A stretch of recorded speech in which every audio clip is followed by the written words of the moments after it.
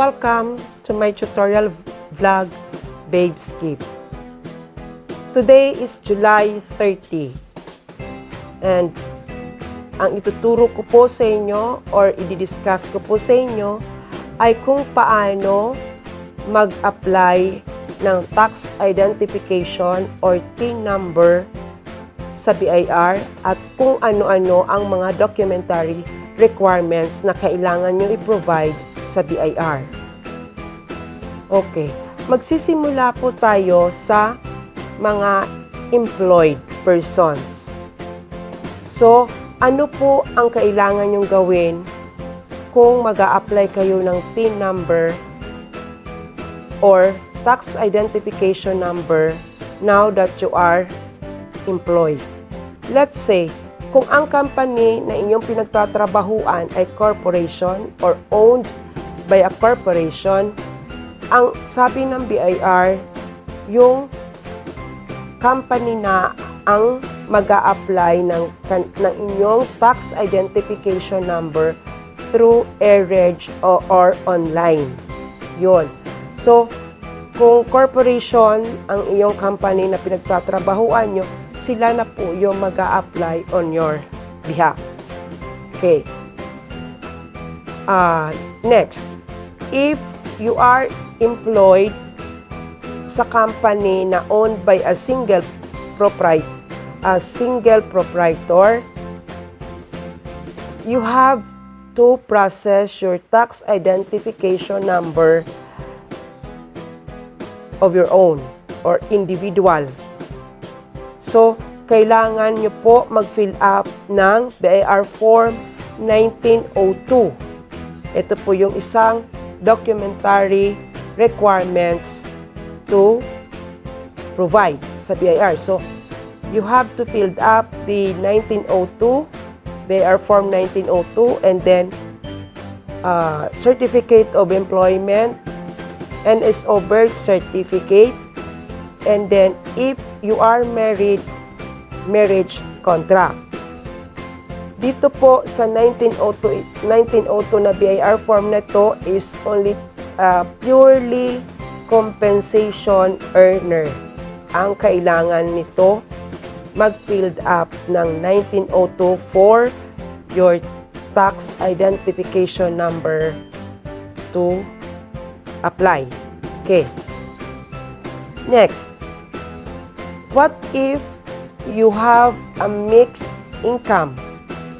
Ano po ito? Ito po yung persons na individual na employed at the same time may business or practicing his or her profession. So, ang requirements nyo po na kailangan ni BIR, ito po yung BIR Form 1901. Okay, ito po yung dapat nyo fill upan, yung BIR Form 1901. So, ang kailangan pa po na requirements is mayor's permit, photocopy of your mayor's permit or an applications from the mayor's office na katibayan, pinaprocess pa po ang inyong mayor's permit. Okay, next. NSO birth certificate then, and then marriage contract if married. If you are practicing your profession, kailangan po ang PTR. Ano po ang PTR? Sinabi ko na po ito sa mga previous vlog ko. It is Professional Tax Receipts. Okay. Next. Kung mag-a-apply naman po kayo ng one-time tax identification number. Ano po ang ibig sabihin ng one-time tax identification number? Ito po yung mga tao na wala pa po talaga or wala pong mga hindi po employed na walang TIN number. Wala pong TIN number na kailangan nila kumuha because number one, they will paying capital gain tax involving shares of stocks. Diba, uso yun ngayon yung bibili ka ng stocks online, diba? So, yun yun. Or, you are a stockholder of mga companies or big companies, so may babayaran po kayo ng capital gains tax. So kung wala pa po kayong TIN number, you have to apply for one-time tax identification number. Next, you have also to apply capital gains tax involving real properties. Ganun po yun. And then, the requirements of them are, you have to fill up BIR form number 1904, and then NSO birth certificate, or an identification card showing your complete name, address, and the date of birth with signature. And then, if you are married, marriage contract. Next, if you will pay a donor's tax, whether you are residents of the Philippines, whether you are residents in the Philippines or non-residents in the Philippines, you have to pay donor's tax if you receive a donor of a real property.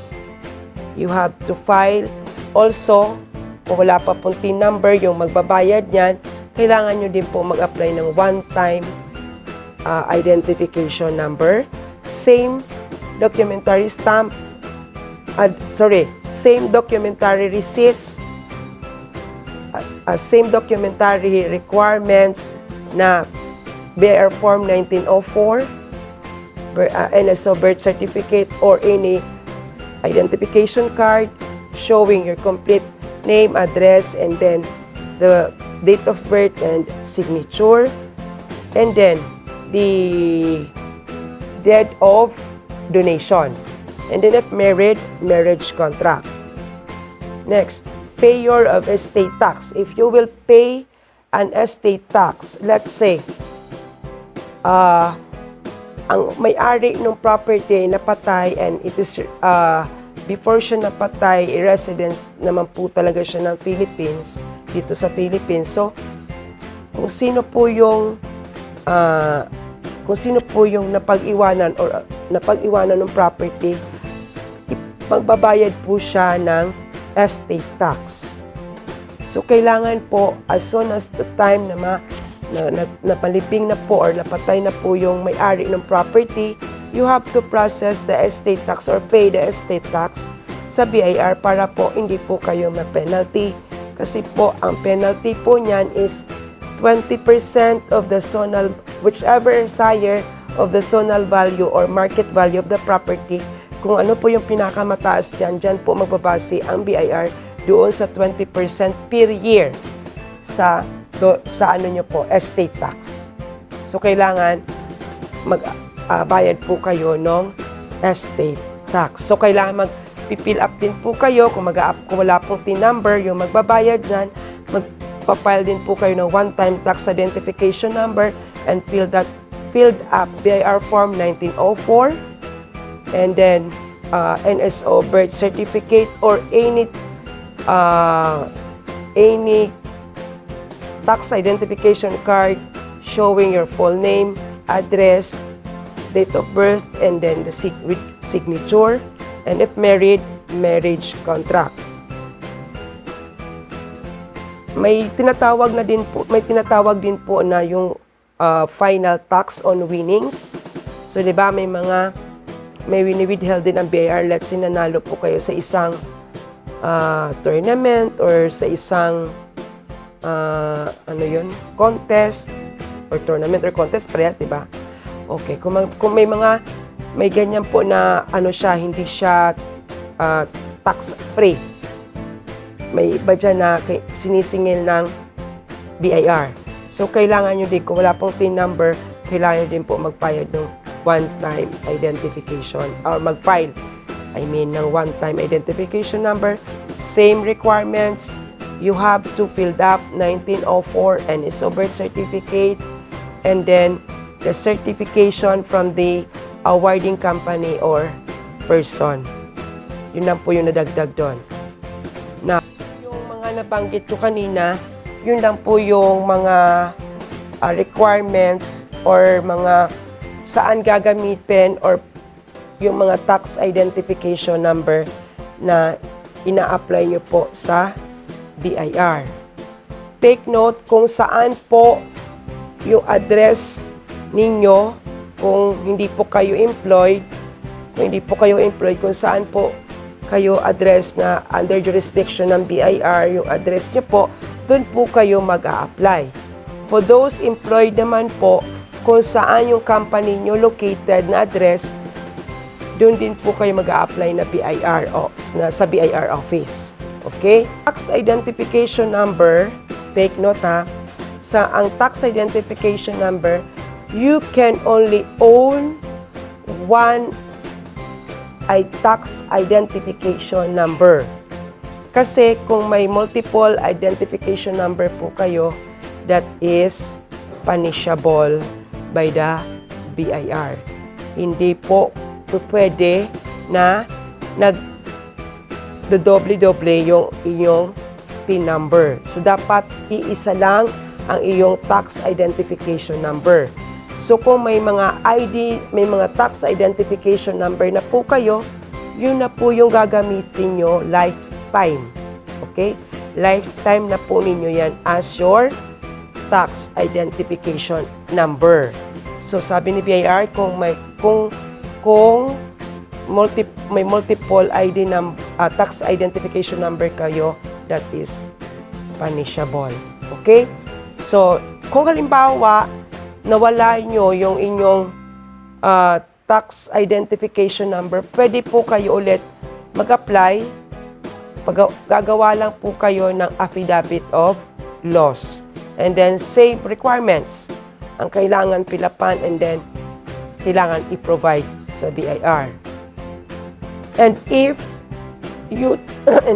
doon sa mga employed na na-transfer, halimbawa, na-employed kayo sa Manila or somewhere else, and then you will be transferred sa ibang location or ibang address na hindi sakop doon sa una mo na pinanggalingan o pinagtrabahuan, you have to process the transfer of your address doon sa BIR kung saan ka presently located.